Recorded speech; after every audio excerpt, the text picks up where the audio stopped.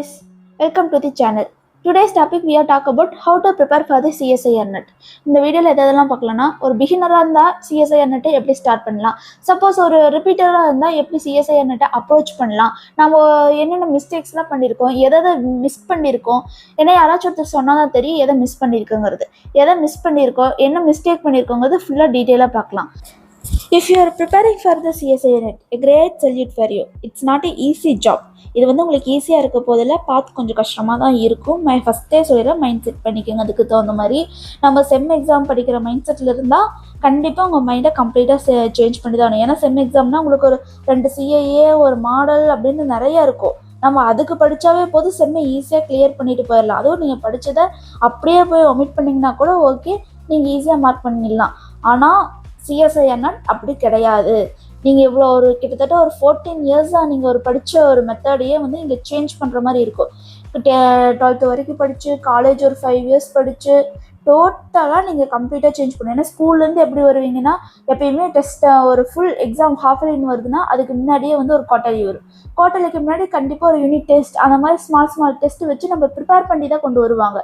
ஆனால் CSIR NET அப்படி இருக்க போகிறதில்ல. நம்ம சின்ன வயசுலேருந்து ட்ரெயின் பண்ணிக்கிறதே எப்படின்னா, அது ஒரு எக்ஸாம் வருதுன்னா அது ப்ரீ பிளானில் நம்ம எப்படியெல்லாம் ட்ரெயின் ஆகி வருங்க, small test, class test, unit test, volume டெஸ்ட்டுன்னு எல்லா டெஸ்ட்டையும் வச்சு ப்ரிப்பேர் பண்ணி தான் நம்மளை ஆனுவல் டெஸ்ட்டுக்கு ஆனுவல் எக்ஸாம் கொண்டே போவாங்க. செமஸ்டர் வந்து என்ன பண்ணுவாங்க, 2 CAA ஒரு இன்டர்னல், அதுக்கப்புறம் மாடல் எல்லாத்தையும் வச்சு அதுக்கப்புறம் தான் நம்ம வந்து செம் எழுத போகிறோம். ஸோ அப்படிங்கும்போது நம்ம இங்கேயே ப்ரிப்பேர் ஆயிடுவோம். ஆனால் இங்கே வந்து ஒவ்வொரு டைமும் உங்களுக்கு அங்கே சொல்லிக் கொடுக்கறதுக்கு உங்கள் ஸ்டாஃப்ஸ் இருப்பாங்க. எங்கே மிஸ்டேக் பண்ணாலும் சொல்லிக் கொடுக்கறதுக்கு உங்கள் ஸ்டாஃப்ஸ் இருப்பாங்க. பட் இங்கே வந்து நீங்கள் செல்ஃப் கோச்சிங்கில் இருக்கும்போது உங்கள் பக்கத்தில் யாரும் இருக்க போதில்லை. சப்போஸ் நீங்கள் கோச்சிங் சென்டரே போனாலும் நீங்கள் தான் உங்களுக்கு தேவையானதை எடுத்து படிக்கணும். Because you are an adult. நீங்கள் உங்களுக்கு தேவையானதை நீங்கள் தான் எடுத்து படிக்கணுமே தவிர யாரும் வந்து உங்களுக்கு சொல்ல மாட்டாங்க. நீங்கள் தான் ஒவ்வொன்றையும் சர்ச் பண்ணிக்கணும், நீங்கள் தான் எல்லாத்தையும் படிச்சுக்கணும். ஒரு கோர்ஸே சேர்ந்தீங்கன்னா அவங்க ஒரு பேட்சாக ஃபுல்லாக எங்கள்கிட்ட கொடுத்துருவாங்க. நீங்கள் தான் வந்து அதை எதை வந்து எப்போ படிக்கணும், எப்படி படிக்கணும், எதை ரிவைஸ் பண்ணணும், எதை டெஸ்ட் எழுதணும், எதை எப்போ டெஸ்ட் எழுதணும், உங்களுக்கான ஷெட்யூலை நீங்கள் தான் போட்டுக்கணுமே தவிர யாரும் போட்டு தர போகிறது இல்லைங்க. நீங்கள் தான் உங்களுக்கான எல்லா வேல்யூஸையும் எல்லாமே பண்ணிக்கணும். ஸோ இதில் நான் உங்களுக்கு எப்படியெல்லாம் ஹெல்ப் பண்ண முடியுங்கிறதையும் சொல்லலாம். ஃபஸ்ட்டு வந்து நம்ம எதை பார்க்கணும்னா, அண்டர்ஸ்டாண்ட் தி எக்ஸாம் ஃபஸ்ட்டு எக்ஸாமை எப்படி அப்ரோச் பண்ணுறதுங்க பாருங்கள். ஏன்னா MCQஸை பொறுத்தளவுக்கு ABCDன்னு 4 ஆப்ஷனை கொடுத்துட்டு போயிடுவாங்க. நம்மளுக்கு ஆன்சர் வந்து பார்த்தோன்னே நம்ம மனசு என்ன சொல்லுவோம், சரி பி தான் ஆன்சர்னு சொல்லுவோம். ஆனால் நம்ம ஃபுல்லாக போட்டு பார்க்கும்போது ஆன்சர் Cயாவோ Dயாவோ இருக்கலாம். பட் நம்ம எப்பயுமே வந்து அங்கே மெஸ்மரைஸ் ஆயிடுவோம். ஏன்னா இது வரைக்கும் நீங்கள் படிச்சுட்டு வந்ததெல்லாம் படிப்பீங்க, அப்படியே எழுதுவீங்க. ஆனால் இங்கே அப்படி இருக்க போகிறதில்ல. படித்து அதை அப்ளை பண்ணி அதுக்கப்புறம் அதை போடுற மாதிரி இருக்கும். ஸோ அப்படிங்கும்போது எடுத்தோடனே ஆப்ஷன்ஸு நீங்கள் என்றைக்கும் பார்க்கக்கூடாது. ஆப்ஷன்ஸை சப்போஸ் எலிமினேட் பண்ணுறதுக்கு வேணால் நீங்கள் பார்க்கலாமே தவிர எடுத்தோடனே இதுதான் ஆப்ஷனுங்கிறத ஃபஸ்ட் அட்டம்ப்ட்லேயே சூஸ் பண்ணக்கூடாது. ஃபஸ்ட்டு என்ன பண்ணணும்னா, அந்த ஆப்ஷன் கரெக்டாக இல்லையாங்கிறத வெரிஃபை பண்ணும். அப்படி மீன்ஸ் நீங்கள் போட்டிருக்க டெக்னிக்ஸை வச்சு உங்களோட கையில் எப்படி தான் ரஃப் பேப்பர் கொடுத்துருப்பாங்க, அதில் டிரைவ் பண்ணி பார்த்து அதுக்கப்புறம் அந்த ஆன்சர் கரெக்டாக இருந்ததுன்னா நீங்கள் அங்கே சூஸ் பண்ணலாம். இதுதான் வந்து ஃபஸ்ட்டு எக்ஸாமுக்கு அண்டர்ஸ்டாண்ட் பண்ணிக்கிறது. ஃபஸ்ட்டு நீங்கள் MCQவை நல்லா போட்டு பழகணும். MCQ நல்லா போட்டு பழகினதுக்கப்புறம் எக்ஸாம் எப்படியெல்லாம் அப்ரோச் பண்ணலாம். எல்லோரும் வந்து OMC தான் வந்து ரொம்ப நல்ல சாப்டர், அதிகமான சாப்டர், இதை படித்தாவே வந்து நமக்கு நிறைய மார்க் வந்துடும். ஒரு சில ஒரு 10 சாப்டர் படித்தாவே போதும், இதுலேயே 200 மார்க்ஸ் வருது, நீங்கள் இதுலேயே கிளியர் பண்ணிடலாம் அப்படின்னு சொல்லுவாங்க. டெஃபினட்டாக நீங்கள் அப்படி கிளியர் பண்ண முடியாது. That's not possible.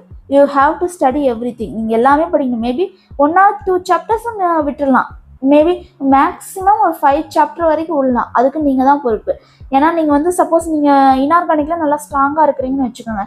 பட் அந்த டைமிங்னு பார்த்து இன்ஆர்கானிக்கில் உங்களுக்கு ரொம்ப டஃப்பான கொஷின்ஸ் வந்துடுச்சு, உங்களை நீங்கள் ஃபிசிக்கலே படிக்காமல் போயிட்டீங்க சுத்தமாக. அப்போ என்ன ஆகும், உங்கள் ஃபிசிக்கலாக ரொம்ப ஈஸியாக இருக்கும். அப்போ உங்கள் கட் ஆஃப் தான் கம்ப்ளீட்டாக குறையும். ஸோ நீங்கள் தான் வந்து அதுக்குண்டான சாய்ஸ் எடுத்துக்கணும்.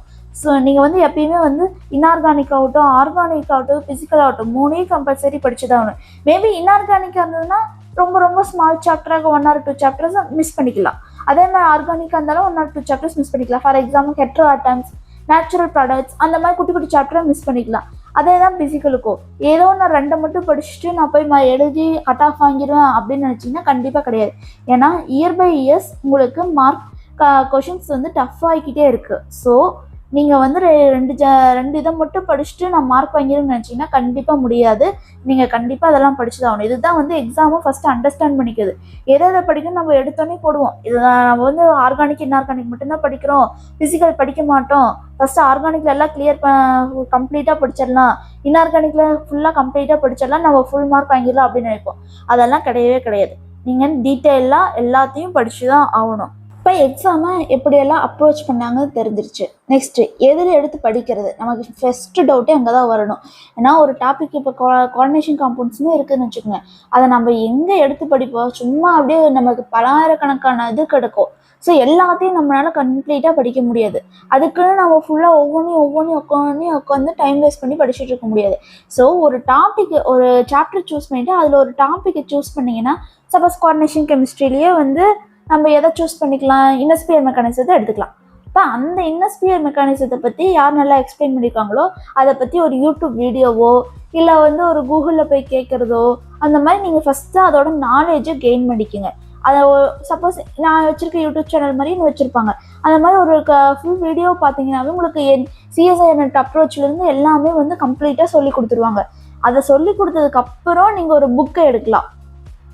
கோஆர்டினேஷன் கெமிஸ்ட்ரிக்கெலாம் மோஸ்ட்லி ஹூகே புக்கு தான் வரும்.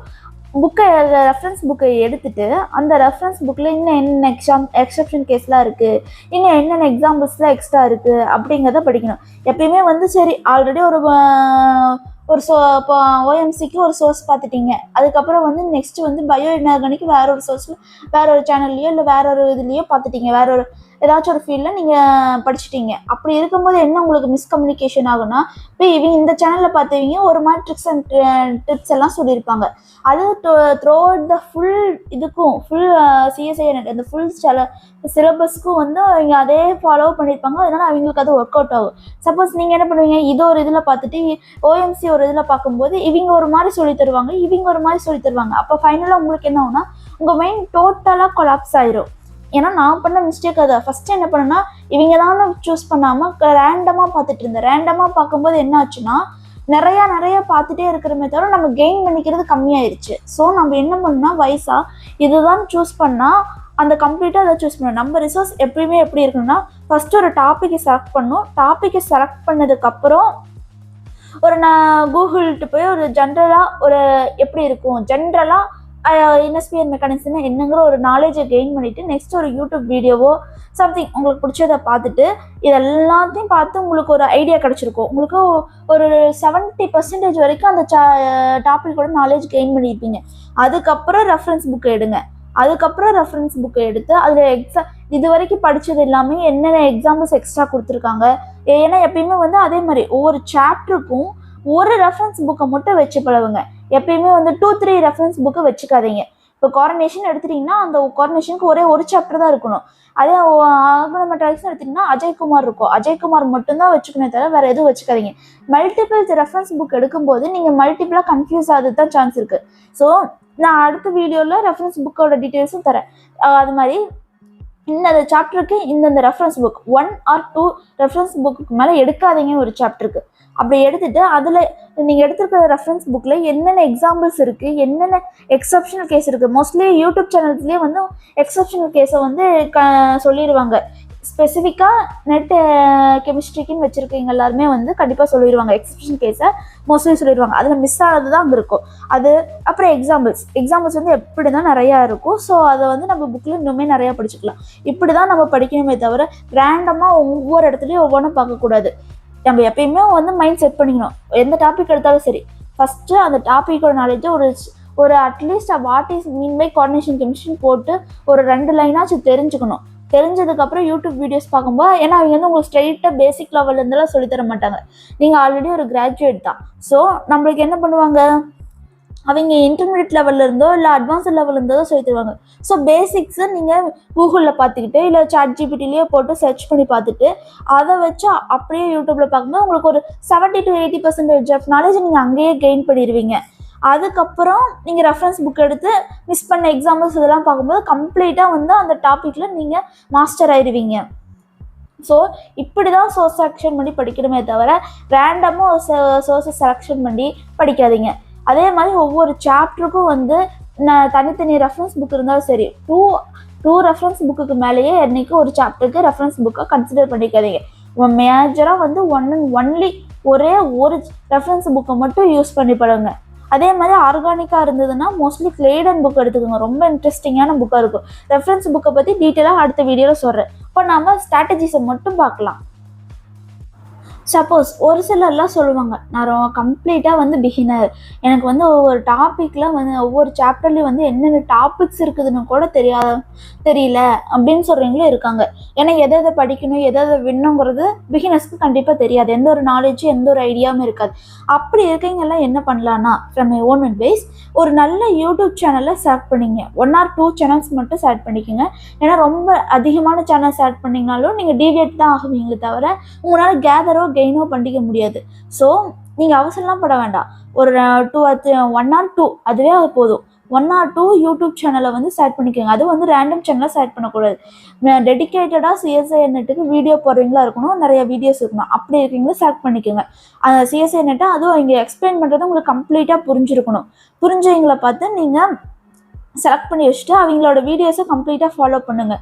இப்போ ஸ்டீரியோ கெமிஸ்ட்ரின்னு இருக்குன்னு வச்சுங்க, அந்த ஸ்டீரியோ கெமிஸ்ட்ரிக்கு ஃபுல் சாப்டர் அவங்க போட்டிருக்காங்களான்னு செக் பண்ணுங்கள். போட்டிருந்தாங்கன்னா அவங்கள கம்ப்ளீட்டாக ஃபாலோ பண்ணி அந்த சாப்டர் ஃபுல்லாக தெரிஞ்சுக்குங்க. இப்போ உங்களுக்கு ஒரு நாலேஜ் இருக்கும், ஸ்டீரியோ கெமிஸ்ட்ரினா என்ன இதுன்னு தெரிஞ்சிருக்கும். அவங்க ஒவ்வொரு சாப்டர்லேயும் வந்து முன்னாடி போட்டிருப்பாங்க தமிழில் என்னென்ன டாபிக்ஸ் வந்து எடுக்க போகிறேன். அந்த டாபிக்ஸை வச்சு நீங்கள் கூகுளில் தெரிஞ்சு அந்த யூடியூப் வீடியோ பார்த்தீங்கன்னாவே ஒரு 60% ஆஃப் நாலேஜை நீங்கள் கெயின் பண்ணிக்கலாம்.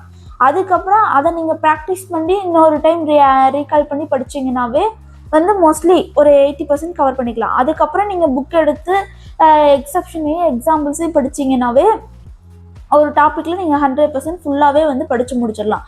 இப்படி தான் நீங்கள் படிக்கணுமே தவிர ரேண்டமாக என்றைக்கும் எங்கேயும் படிக்கக்கூடாது. இப்போ நம்ம இதெல்லாம் வந்து படித்தாச்சு. இப்போ சோர்ஸும் வந்து இதுதான் சோர்ஸ் அப்படின்னு படித்தாச்சு. எல்லா சோர்ஸும் வந்து உங்களுக்கு கம்ப்ளீட்டாக வந்து எல்லா டாபிக்ஸும் சொல்லி கொடுத்துருவாங்களா? கண்டிப்பாக கிடையாது. ஒரு 1 or 2 டாபிக்ஸ், ரொம்பலாம் அதிகமாக மிஸ் ஆகாது. மேக்ஸிமம் 1 or 2 டாபிக்ஸ் தான் வந்து மிஸ் ஆகும். ஸோ அப்படி இருக்கிறத நம்ம எங்கே கண்டுபிடிப்போம்னா பிவைக்யூவில். பிவைக்யூ பொறுத்த வரைக்கும் நம்ம ரேண்டமாக என்றைக்குமே அட்டன் பண்ணக்கூடாது. இந்த சாப்டர் முடிச்சிட்டோமா, இப்போ வந்து ஓஎம்சியே இருக்குது, ஓஎம்சி சாப்டர் கம்ப்ளீட்டாக முடிச்சோடனே என்ன பண்ணுவோம், டக்குன்னு போய் பிவைக்யூ எடுத்து எல்லாத்தையும் அட்டன் பண்ணி படிப்போம். ஆக்சுவலாக ரேண்டமாக அப்படி படிக்கவே கூடாது. பிவைக்யூன்னு இதை எடுத்திங்கனாவே ஃபஸ்ட்டு ஒரு கொஷினை படித்து அந்த கொஷினில் எதெல்லாம் கேட்டிருக்காங்க. இப்போ ஒரு எக்ஸாம்பிள், ஒரு சைக்ளோஹெக்சேனையும் கொடுத்துட்டு இதில் வந்து எது ஸ்டேபிளாக இருக்குது அப்படின்னு சொல்லி ஒரு கொஷின் கேட்டிருக்காங்க. அப்போ நீங்கள் என்ன பண்ணணும், இந்த கொஷினில் என்னென்னு தெரிஞ்சுக்கணும், வாட் இஸ் சைக்ளோஹெக்சைன்னா என்னென்னு தெரிஞ்சுக்கணும்.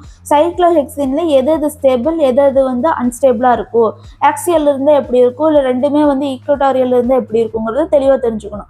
சைக்ளோஹெக்சைனை பற்றின ஃபுல் நாலேஜும் நீங்கள் கெயின் பண்ணிக்கணும். இந்த சைக்ளோஹெக்சைனில் ஏதாச்சும் எக்ஸப்ஷன் இருக்குதா அப்படிங்கிறதையும் நீங்கள் தெரிஞ்சுக்கணும். இந்த மாதிரி தான் பிவைக்யூஸை அப்ரோச் பண்ணுமே தவிர ஒரு பிவைக்யூ எடுக்கிறோமா, ஃபஸ்ட்டு கொஸ்டின் சைக்ளோஹெக்சைன் சொல்கிறாங்க, சரி இதுதான் ஸ்டேபிள் அப்படின்னு சொல்லிட்டு நெக்ஸ்ட் ஜம்ப் ஆகக்கூடாது. நம்ம வந்து அதிலிருந்து என்ன கற்றுக்கணும். ரிப்பீட்டர்ஸ் வந்து மோஸ்ட்லி இங்கே தான் மிஸ்டேக் பண்ணுவோம். என்ன பண்ணுவோம்னா, ஒரு பிவைக்யூ எடுப்போம், அதை வந்து ஜஸ்ட்டு ஸ்டடி பண்ணுவோம், ஆன்சர் கரெக்டாக இருந்துச்சா சரி ஓகே நம்ம அவ்வளோதான் நெக்ஸ்ட் கொஷின் போயிடலாம் அப்படின்னு தான் போவோம். ஆக்சுவலாக அந்த ஆன்சர் கரெக்டாகவே இருந்தாலும் அந்த கொஷினில் ஏன் அந்த கொஷினை கேட்டிருக்காங்க, என்ன கேட்டிருக்காங்க, எதுக்காக கேட்டிருக்காங்கிறத ஃபுல் நாலேஜும் கெயின் பண்ணிக்கணும். சப்போஸ் இதில் நாங்கள் மிஸ் பண்ண ஏதாச்சும் ஒரு சின்ன டாப்பிக்காச்சும் இருக்கா அப்படிங்கிறத நீங்கள் செக் பண்ணிக்கணும். செக் பண்ணிட்டு தான் நெக்ஸ்ட் கொஷின் போகணும். நீங்கள் சொல்லியிருக்க டெஃபினேஷன் நீங்கள் ஒரு இதை வச்சு சொல்லியிருப்பீங்க, ஆக்சியலாக இருந்தால் அன்ஸ்டேபிளாக இருக்கும், ஈக்குவட்டோரியல் வந்து ஸ்டேபிளாக இருக்கும் 1,3 இதாக இருந்தால். அப்படி இருக்கும்போது நம்ம சொன்ன டெஃபினேஷன் கரெக்டாக இல்லையான்னு செக் பண்ணணும். சப்போஸ் நீங்கள் ஆன்சர் வந்து கரெக்டாக இருக்கும், பட் ஆனால் நீங்கள் சொல்லியிருக்க டெஃபினேஷன் தப்பாக இருக்கும். அப்போ அதே டெஃபினேஷன் கூட அதே மாதிரி இன்னொரு கொஷின் போட்டால் என்ன ஆகும், ஆன்சர் தப்பாகும். ஸோ நம்ம அங்கே தான் மிஸ்டேக் பண்ணுறது. ஸோ ஆன்சர் சொல்கிறது கரெக்டாகவே இருந்தாலும் நம்ம வந்து நம்ம சொல்லியிருக்க டெஃபினேஷன் வந்து கரெக்டாங்கிறத செக் பண்ணிக்கணும். நம்ம கொடுத்துருக்க டெஃபினேஷன் டெரிவேஷன்ஸ் எல்லாம் கரெக்டாக இருக்குதான்னு செக் பண்ணிக்கணும். சப்போஸ் மிஸ்டேக் இருந்ததுன்னா அதை நீங்கள் வந்து வெரிஃபை பண்ணிக்கணும். எங்கே மிஸ்டேக் பண்ணியிருக்கோம், ஏன் மிஸ்டேக் பண்ணியிருக்கோம் அப்படின்னு வெரிஃபை பண்ணிக்கணும். பிவைக்யூ பொறுத்தளவுக்கு ரேண்டமாக படித்து ரேண்டமாக மார்க் டெஸ்ட் எழுதுற மாதிரிலாம் எழுத முடியாது. பிவைக்யூனா நீங்கள் கண்டிப்பாக எதுக்கு அந்த கொஷின் கேட்டிருக்காங்க, ஏன் கேட்டிருக்காங்க, இந்த மாதிரி ஒரு 3 கொஷினாச்சும் நீங்கள் அந்த பிவைக்யூ பார்த்து கேட்கணும். என்னென்ன கொஷின்ஸ் கேட்கணும்னா, ஒய் எதுக்காக இந்த கொஷின் வந்திருக்கு, இந்த கொஷினில் என்ன கேட்டிருக்காங்க, வாட் என்ன கேட்டிருக்கிறாங்க, சரி இதை கேட்டாச்சு இதில் என்ன எக்ஸெப்ஷன் இருக்குது அப்படிங்க அந்த டாபிக், இந்த ஒரு டாபிக் சொல்லியிருந்தாங்க, அந்த டாபிக் பற்றி ஃபுல்லாக படிக்கிற மாதிரி இருக்கணும். நானும் வந்து மோஸ்ட்லி வந்து ஒவ்வொரு சாப்டர் முடிச்சதுக்கப்புறம் பிவைக்யூஸை பின்னாடி அப்லோட் பண்ணுறேன். மோஸ்ட்லி எல்லா யூடியூப் சேனல்லையும் அப்லோட் பண்ணுவாங்க. அதை பார்த்து கூட நீங்கள் கெயின் பண்ணிக்கலாம். இல்லைன்னா நீங்கள் சொந்தமாகவே கூட அட்டன் பண்ணல. எப்படின்னா, ஸோ ஒரு சாப்டர் ஃபுல்லாக முடிச்சதுக்கப்புறம் நீங்களே வந்து ஒரு பிவைக்யூ ஒரு 10 பிவைக்யூஸ் எடுத்து நீங்கள் அட்டன் பண்ணலாம். அட்டன் பண்ணிவிட்டு ஏன் என்னால் இங்கே போட முடியல, நான் எந்த இடத்துல ஸ்டாப் பண்ணேன், இதெல்லாம் வந்து நீங்கள் நோட்டீஸ் பண்ணதில் ஸ்மால் மிஸ்டேக் தான். நம்ம அதை நோட்டீஸே பண்ண மாட்டோம். எதுக்காக நம்ம கை இந்த இடத்துல ஸ்டாப் ஆச்சு, ஏன் நம்ம இந்த இடத்துல என்ன மிஸ் பண்ணுறோம் அப்படிங்கிறது எல்லாத்தையும் வந்து, ஏன்னா அதெல்லாம் வந்து உங்களுக்கு ஒரு ஆள் பக்கத்தில் உட்காந்து தான் சொல்லணும். அப்படி இருக்க டைமில் நீங்கள் என்ன பண்ணலாம்னா, ChatGPTயில் போட்டு இந்த இடத்துல எதில் எக்ஸ்பிளைன் பண்ணிக்காங்க டீட்டெயிலாக கேட்டால் அதை பார்த்து நீங்கள் எங்கே மிஸ்டேக் பண்ணிக்கிறீங்க அனலைஸ் பண்ணுங்கள். அப்படி தான் வந்து நம்ம பிவைக்யூஸ் படிக்கணுமே தவிர என்றைக்கு வந்து ரேண்டமாக பிவைக்யூஸ் படிக்கவே கூடாது. இது வரைக்கும் எப்படி படிக்கணுங்கிறத பார்த்தாச்சு. கொஷின் எப்படி அண்டர்ஸ்டாண்ட் பண்ணிக்கிறது, எக்ஸாம் எப்படி அண்டர்ஸ்டாண்ட் பண்ணிக்கிறது, எதுலேருந்து படிக்கிறது, எல்லாத்தையும் படித்து முடிச்சதுக்கப்புறம் பிவைக்யூ அட்டன் பண்ணுனா அதை எப்படி அட்டன் பண்ணுறங்கிறத பார்த்தாச்சு. இப்போ இதையெல்லாம் பார்த்ததுக்கப்புறம் நம்ம என்ன பண்ணோம்னா, சில ஸ்ட்ராட்டஜிஸ் வந்து நம்ம மிஸ்டேக் பண்ணுவோம். இதெல்லாம் தான் நம்ம மெயினாக பண்ணுற மிஸ்டேக். டெய்லியும் படிக்கிறோமா? கண்டிப்பாக கிடையாது. ஏன்னா 6 மாதம் ஃபுல்லாக இருக்க போது 6 மாதம் 180 டேஸும் நீங்கள் படிப்பீங்களான்னு பார்த்தா டெஃபினட்டாக நான். ஸோ நீங்கள் வந்து உங்கள் ஷெட்யூலை நீங்கள் தான் பிளான் பண்ணிக்கணும். இந்தந்த டைமிங்கில் இந்தந்த டேயில் நான் வந்து இதை முடிச்சிருக்கணும். மோஸ்ட்லி வந்து இந்தந்த டைமிங்னு போட்டு படிக்கும்போது நம்மளால் படிக்க முடியாது. அட்லீஸ்ட் நீங்கள் எப்படி போட்டுக்கணும்னா, இந்த டேக்குள்ளே நான் இந்த சாப்டரை கம்ப்ளீட் பண்ணிடணும், இந்த சாப்டரில் எல்லாமே பண்ணிடணும் அப்படின்னு சொல்லி டெய்லியும் வந்து கண்டிப்பாக கன்சிஸ்டன்சியாக நீங்கள் படிச்சிங்கன்னா மட்டும்தான் வந்து கிளியர் பண்ண முடியும். நான் வந்து 1 வீக் படிப்பேன், 1 வீக் வந்து ஜாலியாக இருப்பேன், மறுபடியும் ஒரு 1 வீக் கழிச்சு வந்து படிப்பேன்னா நீங்கள் ஆல்ரெடி படித்தது எல்லாமே வந்து ஆல்மோஸ்ட் பிளர் ஆயிரும். ஸோ நீங்கள் எல்லாமே லைட்டாக மறக்க ஆரம்பிச்சிடும். அதுக்கப்புறம் நீங்கள் ஃபஸ்ட்லேருந்து தான் மறுபடியும் படிக்கிற மாதிரி இருக்குமே தவிர நீங்கள் அந்த ஃப்ளோ கண்டினியூட்டி எதுவுமே இருக்காது. ஏன்னா இங்கே வந்து நீங்கள் வந்து செமஸ்டர் மாதிரி ஒரு கொஞ்சோண்டு எடுத்து படிச்சுட்டு அதை அப்படியே வாமிட் பண்ண போதில்லை. அதை மறுபடியும் ரீகால் பண்ணி நம்ம மைண்டில் வச்சு நம்ம அப்ளை பண்ண போகிற விஷயம். ஸோ நீங்கள் டெய்லியும் அட்லீஸ்ட் நீங்கள் 12 ஹவர்ஸ் படிக்கலினாலும் பரவாயில்ல, அட்லீஸ்ட் டெய்லி ஒரு 2 to 3 hours or more than 5 to 6 hours அப்படியாச்சும் படிக்கணும். இப்படி படிச்சிங்கன்னா மட்டும்தான் கிளியர் பண்ண முடியும். ஆனால் டெய்லி கம்பல்சரி உங்களுக்கு பிடிச்சிருக்குதோ பிடிக்கலையோ உட்காந்து படி. இந்த டைமிங்கில் உட்காந்து படிப்பேன்னா அது ஒரு ரொட்டீனாகவே மாற்றிடுங்க. அப்படி தான் நீங்கள் டெய்லி படிக்கணும். இதுதான் டெய்லி ஸ்டடி ஸ்ட்ராட்டஜி. இன்னைக்கு நான் இதை படிக்கணும், அட்லீஸ்ட் இன்னைக்கு நான் அதை படிக்க முடியும்னு நீங்கள் வந்து ரொம்ப லென்த்தியாக இன்றைக்கே நான் OMC ஃபுல்லாக முடிச்சிடுவேன், ஒரே நாளில் வந்து நான் ஸ்டீரியோ கெமிஸ்ட்ரி ஃபுல்லாக முடிச்சிடுவேன், ஒரே நாளில் வந்து நான் சர்ஃபேஸ் அண்ட் பாலிமர் முடிச்சிடுவேன் அப்படின்லாம் கண்டிப்பாக முடிக்க முடியும். அப்படி பார்த்தீங்கன்னா என்ன ஆகும், ஃபஸ்ட் நாள் போட்டு அந்த அன்றைக்கி நைட்டு டிப்ரெஷனில் உட்காந்துருவோம். ஏன்னா காலையில் நம்ம பிளானிங்லாம் போட்டுருவோம், சூப்பராக பிளானிங் போட்டுருவோம். அதுக்கப்புறம் கொஞ்சம் டைம் ஆக என்ன ஆகும், அந்த ஸ்ட்ராட்டஜி அப்படியே கொஞ்சம் குறைஞ்சி வரும். அப்புறம் நம்ம படிக்கலையேங்கிற டிப்ரெஷன் வரும். அதுக்கப்புறம் அடுத்து சரி நம்ம நேற்று போட்டதை ஒன்றுமே படிக்கல அப்படின்னு கொஞ்சமாக டவுன் ஆக ஆரம்பிச்சிடுங்க. ஸோ என்றைக்கும் அப்படி பண்ணாதீங்க. இந்த சாப்டர் இப்போ வந்து பயோ இன்ஆர்கானிக் சாப்டர் எடுக்கிறேன்னா அதை நாளைக்கு நான் முடிச்சிடணும், 2 டேஸில் நான் முடிச்சிடணும் அப்படின்னு நினச்சி படிங்க. சப்போஸ் எனக்கு அப்படியெல்லாம் படிக்க பிடிக்காதுன்னா படிக்கும்போது என்ன பண்ணால் மிஸ் மேட்ச் பண்ணி படிங்க. பயோ இன்ஆர்கானிக் எடுத்திங்கன்னா அதில் ஒரு டாபிக் படிங்க, அதுக்கப்புறம் வந்து ஆர்கானிக் எடுத்து ஆர்கானிக்கில் ஒரு டாபிக் படிங்க, ஸ்பெக்ட்ரோஸ்கோபி எடுத்து ஸ்பெக்ட்ரோஸ்கோப்பியில் ஒரு டாபிக் படிங்க. ஏன்னா மிஸ் மேட்ச் பண்ணியாச்சும் படிங்க. ஆனால் படிக்கிறத மட்டும் நிறுத்தாதீங்க. சப்போஸ் எனக்கு பயோ இன்ஆர்கானிக் படிக்கிறேன், எனக்கு சாப்பிட்டு படிக்கும்போது தூக்கம் வருது அப்படின்னு சொல்லி புக்கை முடிச்சுட்டு தூங்குறதுக்கு பதிலாக அந்த டைமிங் நீங்கள் ஜென்ரல் ஆப்டிடியூட் படிக்கலாம். இல்லைன்னா நீங்கள் வந்து ரியாக்ஷன்ஸ் போட்டு பார்க்கலாம். டைமை வேஸ்ட் பண்ண வேண்டாம், ரியாக்ஷன்ஸை போட்டு பார்க்கலாம். இந்த மாதிரி எங்கள் தூக்கத்தை போக்குற மாதிரி, ஏன்னா கொஷின்ஸ் அட்டன் பண்ணும்போது உங்கள் தூக்கம் தானாக ஓடிடும். ஸோ நீங்கள் அந்த மாதிரி தூக்கம் வரும்போதோ சரி, உங்களுக்கு இன்ட்ரெஸ்ட் இல்லாதப்போ சரி, இந்த கொஷின்ஸ் அட்டன் பண்ணுறது, ஜென்ரல் ஆப்டிடியூட் படிக்கிறது அந்த மாதிரி படிங்க. நல்ல ஆக்டிவாக இருக்கிற டைமிங்கில் டாபிக்ஸ் எல்லாம் படித்து முடிச்சிடுங்க. இதுதான் வந்து டெய்லி ஸ்ட்ராட்டஜிங்கிறது மெயின். இதுதான் என்னன்னாலும் சரி நம்ம படிக்கணும். நமக்கு பிடிக்குதோ பிடிக்கலையோ, if you like or not, ஆனால் கண்டிப்பாக நம்ம படித்து தான் ஆகணும். நெக்ஸ்ட் ஸ்ட்ராட்டஜி என்னென்னா பார்ட் ஏவை மோஸ்ட்லி வந்து எல்லோரும் விட்டுருவோம். ஆக்சுவலாக பார்ட் ஏ தான் வந்து இப்போ எப்படி சொல்கிறது, ஒரு சில கட் ஆஃப் மார்க்ஸை ஈஸியாக வாங்கி கொடுக்குறது. ஒரு அட்லீஸ்ட் ஒரு 5 to 7 கொஷின்ஸ் வந்து உங்களுக்கு ஈஸியாக வரும். 5 to 7 கொஷின் போது உங்களுக்கு மோஸ்ட்லி 10 to 14 மார்க்ஸ் ஈஸியாகவே கிடைக்கிது. இந்த 10 to 14 மார்க்ஸ்லாம் வந்து கட் ஆஃபில் எவ்வளோ பெரிய மார்க், அவ்வளோ ஒரு நல்ல மார்க்ஸை நீங்கள் விடுற மாதிரி. அது வந்து நீங்கள் ரொம்ப அந்த 5 to 7 கொஷின்ஸ் நீங்கள் ஃபார்முலாஸோ எதுவுமே போட தேவையில்லை. ஒரு ஜென்ரல் நாலேஜாக நம்ம போட்டோம்னாவே ஈஸியாக அட்டன் பண்ணிடலாம் 5 to 7 கொஷின்ஸ்லாம். ஸோ அந்த மாதிரி நீங்கள் வந்து ரேண்டமாக பார்ட் ஏவை பொறுத்தளவுக்கு எனக்கு வந்து டாப்பிக்கை சூஸ் பண்ணி படிக்காதீங்க, டாபிக் வைஸ் போகாதீங்க. ஃபஸ்ட்டு ஒரு பிவைக்யூ விடுங்க, 2017 2018 அந்த மாதிரி ஒரு பிவைக்யூ விடுங்க. அந்த பிவைக்யூவில் பார்ட் ஏல என்ன கொடுத்துருக்காங்க அதை நீங்கள் அட்டன் பண்ணுங்க. நீங்கள் அட்டன் பண்ணும்போதே ஒரு 5 கொஷின் வரைக்கும் நீங்களே அட்டன் பண்ணுவீங்க. அந்த மாதிரி அட்டன் பண்ணிக்கிட்டே வந்தீங்கன்னாவே ஒரு 10 to 12 இயர்ஸ் கொஷின் எடுத்து அட்டன் பண்ணிங்கனாவே நீங்கள் பார்ட் ஏவே ஈஸியாக டேலி பண்ணிடலாம். ஈஸியாக நீங்கள் 8 கொஷின் வரைக்குமே ரொம்ப ஈஸியாகவே போடலாம், ரொம்ப கஷ்டம்லாம் இல்லை. ஆனால் நம்ம என்ன பண்ணுவோம், சப்ஜெக்டை வந்து தான் ஃபோக்கஸ் பண்ணுவேன், நான்லாம் பார்ட்டியை பார்க்க மாட்டேன், அதில் ஃபார்முலாஸ் வருது நான் போட மாட்டேன் அப்படின்னு இருப்போம். ஆக்சுவலாக அங்கே அவ்வளோலாம் ஒன்றும் இல்லை, ஈஸியாக போட்டு போயிட்டே இருக்கலாம். Next mark test. நீங்கள் என்றைக்குமே வந்து பிவைக்யூஸ் மட்டுமே வந்து உங்களுக்கு ஹெல்ப் பண்ணுமான்னு கேட்டிங்கன்னா கண்டிப்பாக கிடையாது. ஸோ நீங்கள் வந்து மார்க் டெஸ்ட்டு எடுத்துக்கணும். ஏதோ ஒரு நல்ல டெஸ்ட் சீரிஸ் எடுத்து அந்த டெஸ்ட் சீரீஸில் நீங்கள் போட்டு பார்த்து மோஸ்ட்லி வந்து வீடியோ சொல்யூஷன் இருக்கிற டெஸ்ட் சீரீஸாக வாங்கிக்கோங்க. இந்த டெக்ஸ்ட் புக்கில் இருக்கிறது ஆப்ஷன் ஏ ஆப்ஷன் பி, நான் வீடியோ ஜஸ்ட் எக்ஸ்ப்ளனேஷன் மட்டும் கீழே கொடுத்துருவேன் அப்படிங்கிறதெல்லாம் வந்து வாங்காதீங்க. ஏன்னா வந்து பிகினர்ஸாக இருந்தீங்கன்னா கண்டிப்பாக அது என்னங்கிறது உங்களுக்கு புரியாது. வீடியோ சொல்யூஷன் எடுத்திங்கன்னா மட்டும்தான் உங்களுக்கு புரியும். சப்போஸ் ரிப்பீட்டடாக இருந்தீங்கன்னா வேணால் நாங்கள் உங்களுக்கு வந்து சும்மா எக்ஸ்ப்ளனேஷன் மட்டும் கொடுத்துருந்தாங்கன்னா கூட போதும். ஸோ அந்த மாதிரி உங்களுக்கு எது வேணுமோ அது மாதிரி வயசாக சூஸ் பண்ணிங்க. அதே மாதிரி மார்க் டெஸ்ட்லேயே எப்படி என்ன பண்ணணும்னா, ஒரு டெஸ்ட் எழுதி முடிச்சுட்டு அங்கே நீங்கள் வந்து ஏன் மிஸ்டேக், ஃபஸ்ட்டு கொஷின் வந்து ஏன் மிஸ்டேக் பண்ணியிருக்கேன், என்னோட கை வந்து ஏன் அந்த கொஷினை போடல. நமக்கு வந்து ஒரு 10 கொஷின் இருக்குன்னா 10 கொஷினையும் வந்து ஃபுல்லாக நம்மளால வந்து போட முடியாது. ஒரு 8 கொஷின் 7 கொஷின் தான் போட முடியும். ஏன் அந்த 2 கொஷினை வந்து விட்டுட்டேன், அந்த எக்ஸாம் டைமிங்னா நீங்கள் விட்டுடலாம், ஓகே, ஏன்னா மார்க் குறைஞ்சிடும், அதனால் அங்கே விட்டுடலாம்.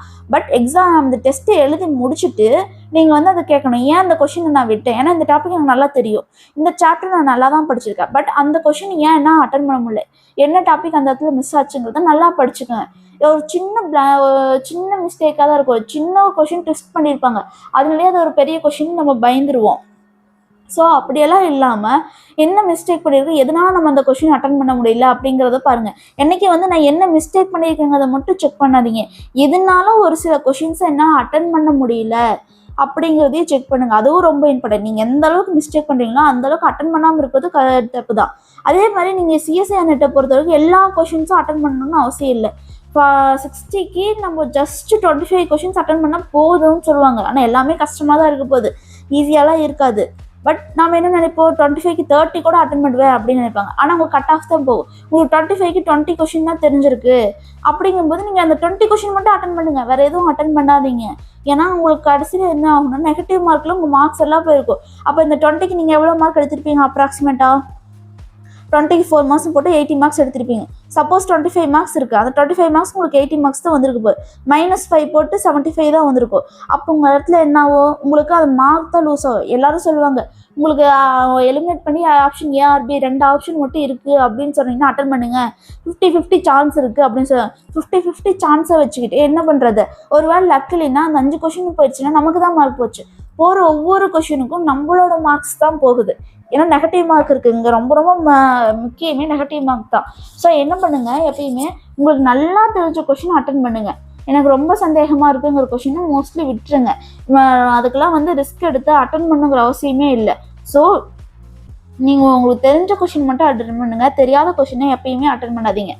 இதுதான் வந்து நம்ம மார்க் டெஸ்ட்டில் பார்க்கணும். ஏன்னா மார்க் டெஸ்ட் எழுதுறது தான் எந்தெந்த கொஷினை படிக்கணும், எந்தெந்த கொஷின் நமக்கு தெரியலனா விடணுங்கிற நாலேஜ் வரும். நம்ம இல்லைன்னா பிவைக்யூவில் படிக்கிற மாதிரி படிச்சுட்டு அப்படியே போய் எழுதணும்னா நம்ம என்ன மிஸ்டேக் பண்ணுவோம்னா, சரி இதெல்லாம் நம்ம படிச்சுட்டோம், ஏதோ ஒரு இதில் நமக்கு தெரியும் போட்டுறலாம் அப்படின்னு சொல்லி அந்த கொஷினை வந்து நம்ம அட்டன் பண்ண தான் ட்ரை பண்ணுவோம். பட் ஆக்சுவலாக அப்படி ட்ரை பண்ணக்கூடாது. அந்த மாதிரி உங்களுக்கு ப்ராக்டிஸ் வேணும். ஒரு எக்ஸாம் ஹாலில் போய் உட்காந்து ஒரு கொஷின் எப்படி ப்ராக்டிஸ் வேணும், ரியல் டைம் எக்ஸ்பீரியன்ஸ் வேணும்னு நினச்சிங்கன்னா நீங்கள் மார்க் டெஸ்ட்டு தான் வந்து அட்டன் பண்ணி ஆகணும். அந்த மார்க் டெஸ்ட்டை அட்டன் பண்ணுங்கள். அந்த அட்டன் பண்ணால் மார்க் கம்மியாக வந்தாலும் பரவாயில்ல, நீங்கள் அதை அனலைஸ் பண்ணுங்கள். உங்களோட எக்ஸாமில் போய் பார்க்கும்போது கண்டிப்பாக மார்க் வந்து இன்க்ரீஸ் ஆகி தான் இருக்கும், கம்மியெல்லாம் ஆயிருக்காது எப்பயும். நெக்ஸ்ட் டிவிஷன் சிஸ்டம் ரொம்ப ரொம்ப ரொம்ப இம்பார்ட்டன்ட். நம்ம எல்லாரும் என்ன பண்ணுவோம், எல்லாமே நல்லா பிடிச்சிருவோம், எல்லாத்தையும் கொஷினையும் அட்டன் பண்ணிடுவோம், எல்லாம் பண்ணிடுவோம். பட் ரிவிஷன் பண்ணாமல் அதில் என்ன யூஸ், எக்ஸாம் ஹாலில் போய் உட்காந்துருக்கும் போது எல்லாமே நம்ம மறந்துடுவோம். அதுக்கு நம்ம படித்ததுனால என்ன யூஸ். எப்பயுமே வந்து உங்கள் ஸ்ட்ராட்டஜி, நீங்கள் உங்களுக்குன்னு ஷெட்யூல் பிளான் பண்ணும்போது நீங்கள் இந்த 3 விஷயத்த கண்டிப்பாக பார்த்தே ஆகணும். 3 இம்பார்ட்டன்ட் திங்ஸ் என்னென்னா, நீங்கள் எல்லா டாப்பிக்கையும் கவர் பண்ணுற மாதிரி ஷெட்யூல் இருக்கணும். 2வது வந்து அதை ரீகால் பண்ணுற டைமிங் உங்களுக்கு தெரிஞ்சிருக்கணும். இப்போ ஒரு டாபிக் எடுத்து படிச்சுட்டேன், ஒரு 1 வீக் வரைக்கும் ஞாபகம் இருக்கும், நெக்ஸ்ட் வீக் பார்க்கும்போது கண்டிப்பாக ஞாபகம் இருக்கும் போதில்லை. ஸோ நெக்ஸ்ட் வீக் அந்த டாப்பிக்கை நீங்கள் ரிவிஷன் பண்ணுற மாதிரி இருக்கணும். எப்பயுமே வந்து நீங்கள் மண்டே டு சாட்டர்டே வரைக்கும் படிச்சிங்கன்னா போதும், சண்டே வந்து கண்டிப்பாக அந்த டாப்பிக்கை ரிவைஸ் பண்ணுங்கள். அப்படியே வந்து டாபிக் சேர்ந்துட்டு போகும்போது ஒரு 20 சாப்டர்ஸ் மேலே போயிடுச்சுன்னா நீங்கள் வந்து மறுபடியும் கன்ஃபியூஸ் ஆகிடுங்க, எதை படிக்கிறது, எதை ரிவைஸ் பண்ணுறது, விடுறதுன்னு. அதெல்லாம் வந்து நீங்கள் அப்பப்போ வந்து நீங்கள் தான் டைம் ஒதுக்கி நீங்கள் தான் ரிவைஸ் பண்ணிக்கணும். அதெல்லாம் ஒரு டைம் ரிவைஸ் பண்ணிட்டேன், சரி ஓகே நான் ரிவைஸ் பண்ணி முடிச்சுட்டு அவ்வளோதான் எல்லாம் கம்ப்ளீட் அப்படின்னு நினைப்போம். அப்படியெல்லாம் நீங்கள் ரிவைஸ் பண்ணவே கூடாது. அப்போ நீங்கள் வந்து என்ன பண்ணால் கண்டினியூஸாக ஒரு 1 வீக் ஒன்ஸ் நம்ம அதோட சின்ன டாபிக்ஸை வந்து ரிவைஸ் பண்ணிக்கிட்டே இருக்கணும். அப்போ தான் வந்து அது உங்கள் மைண்டில் நின்றுட்டே இருக்குது. இதுதான் ஃபஸ்ட்டு ரிவிஷனில் பண்ணுற தப்பு. ரெண்டாவதாக என்ன தப்பு பண்ணணும்னா, ரிவிஷன் பண்ணும்போது புக்கை திறந்து வச்சுட்டு படிக்கிற மாதிரியே படிச்சுட்டு இருப்போம். ஆல்ரெடி படித்ததை மறுபடியும் படிக்கிறதுல என்ன யூஸ்? அது ஒரு யூஸும் இல்லை. நீங்கள் என்ன பண்ணணும்னா, ஃபஸ்ட்டு அந்த புக்கு மூடி வச்சுட்டு அந்த டாப்பிக்கில் இருக்கிற அந்த சாப்டரில் இருக்கிற டாபிக்ஸை ஃபஸ்ட்டு லைனாக சொல்லி பாருங்கள். அதில் என்னென்ன மிஸ் பண்ணுறீங்கிறத பாருங்கள். டாபிக்ஸை சொல்லி பார்த்துக்காம அந்த டாபிக்ஸோட எக்ஸ்ப்ளனேஷனை கொடுங்க. அந்த எக்ஸ்ப்ளனேஷனை கொடுக்கும்போது உங்களுக்கு தெரியும், அந்த எக்ஸ்ப்ளனேஷன் கொடுக்கும்போது எங்கே இடத்துலலாம் உங்கள் வாய் நிற்கிது, எந்தெந்த இடத்துலலாம் உங்கள் பிரெயின் ஸ்டாப் ஆகுது, எதனால ஸ்டாப் ஆகுது, புக்கை திறந்து பாருங்கள். அப்படியே மக்க பிடிச்ச மாதிரி உங்கள் நோட்ஸில் எழுதியிருக்கிறத ஃபுல்லாக வந்து நீங்கள்லாம் வந்து சொல்ல முடியாது. பட் அதோட நாலேஜை நீங்கள் சொன்னீங்கன்னாவே போதும். ஒரு கதை மாதிரி கொடுத்து உங்களுக்கு எப்படி ஒரு ஸ்டோரியாக பிடிச்சிருக்குதோ அந்த மாதிரி ஒரு ஸ்டோரியாக மாற்றி படிங்க. இதுதான் நம்ம ரிவிஷனில் பண்ணுற மிஸ்டேக்ஸு. ஃபஸ்ட்டு என்ன பண்ணுவோம், ஃபுல்லாக எடுத்து படிப்போம், இல்லைன்னா ஒரு நாள் படிச்சுட்டு ஒரு டைம் ரிவைஸ் பண்ணால் போது அப்படியே விட்டுருவோம். ரெண்டாவது மிஸ்டேக் என்ன பண்ணுவோம், சும்மா புக்கை திறந்து வச்சுட்டு மறுபடியும் படிச்சுட்டே இருப்போம். இந்த ரெண்டையுமே நம்ம பண்ணக்கூடாது. என்னைக்கு ரிவிஷன்ங்கிறத வந்து ஃபைமன் டெக்னிக்னு சொல்லுவாங்க. நாம் ஒருத்தங்களுக்கு சொல்லித்தர மாதிரி நீங்கள் கண்ணை மூடி உங்களுக்கு நீங்களே சொல்லித்தாங்க. அப்படி சொல்லி தரும்போது தான் உங்களுக்கு வந்து நல்லாவே ரிவைஸ் ஆகும். இதுதான் வந்து ரிவிஷன் சிஸ்டம். இதை மட்டுமே நீங்கள் ஃபாலோ பண்ணிங்கன்னா போதும், கண்டிப்பாக உங்கள் கட் ஆஃப் வந்து இன்க்ரீஸ் ஆகும். I hope now you will get some idea. இப்போ உங்களுக்கு ஒரு ஐடியா கிடச்சிருக்கும், எப்படி ஸ்டார்ட் பண்ணலாம், எப்படி படிக்கலாம், எந்தெந்த இடத்துல மிஸ்டேக் பண்ணுவோம், அந்த மிஸ்டேக்ஸை எப்படி சரி பண்ணலாங்கிறது உங்களுக்கு இப்போ ஒரு ஐடியா கிடச்சிருக்கும். எம்எஸ்சி ஸ்டூடெண்ட்டாக இருந்தீங்கன்னா, இப்போ தான் நான் ஸ்டார்ட் பண்ணுறேன் அப்படின்னு இருக்கீங்களா இருந்தால், உங்கள் ஸ்டாஃப்ஸ் வந்து சாப்டர்ஸை எடுக்கும்போதே அந்த சாப்டருக்கு உண்டான நோட்ஸை கம்ப்ளீட்டாக எடுத்து வச்சுருங்க கையோட. அதை அப்போயே டைம் கிடச்சா ப்ராக்டிஸ் பண்ணுங்கள். எம்எஸ்சி முடிக்கவே நீங்கள் அட்டன் பண்ணி பாருங்கள். சப்போஸ் கிளியர் பண்ண முடியலன்னா 6 மந்த் டெடிக்கேட்டடாக ஒர்க் பண்ணி ஈஸியாக கிளியர் பண்ணிடலாம். ரிப்பீட்டர்ஸாக இருந்தால் நீங்கள் வந்து எந்த இடத்துல மிஸ்டேக்ஸ் பண்ணுறீங்களோ அதை நோட்டீஸ் பண்ணி அந்த மிஸ்டேக்கை சேஞ்ச் பண்ணிடுங்க. அப்படி பண்ணிங்கனாவே ஈஸியாக உங்கள் கட் ஆஃபாக வாங்கிடலாம். ரொம்பலாம் கஷ்டம் இல்லை. நம்ம கொஞ்சம் ட்ரை பண்ணோம்னாவே ஓகே. இன்னும் ஒரு 50% ஹார்ட் ஒர்க் போடுற இடத்துல ஒரு 70-80% ஒர்க் போடுற மாதிரி இருக்கும். பட் கண்டிப்பாக கிளியர் பண்ண முடியும் எக்ஸாம்.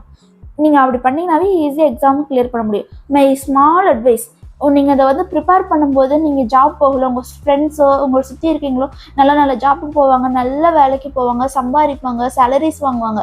அப்போ உங்களுக்கு பார்க்கும்போது மன கஷ்டமாக இருக்கும். அப்போ உங்கள் மனசுக்குள்ள சொல்லுங்க, நம்மளும் இதோட நல்ல ஒரு சேலரி வாங்குவோம், இது ஒரு கொஞ்ச நாள் கஷ்டம், ஒரு 6 மந்த் கஷ்டம், அவ்வளோதான்.